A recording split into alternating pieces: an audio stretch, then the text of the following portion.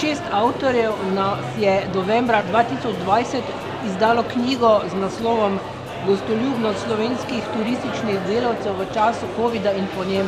Mislim, da je zelo aktualna knjiga, v kateri smo turistični delavci vsak svojega vidika predstavili različne tematike in še danes bomo o tem povedali na današnjem sejmu in usmerili poslušalce, na kaj naj bodo pozorni in kaj naj delajo tudi v času covida.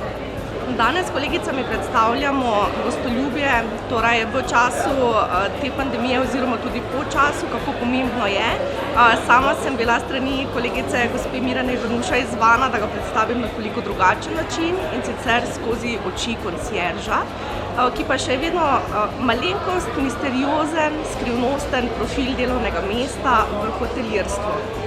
Verjamem, da ga veliko še ne pozna, bi pa želela, da si ga, kajti gostoljubje je tisto, s katerim bomo lahko goste prepričali, da nas ponovno obiščejo in da se pri nas imajo lepo.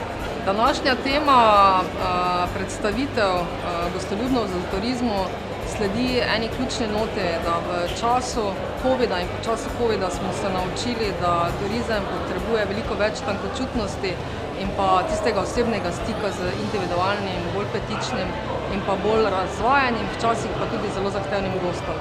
In o tej tematiki in še več smo spregovorili danes in verjamemo, da bomo z deležniki delili mnenja, kakšen bo razvoj turizma v prihodnosti tudi naprej.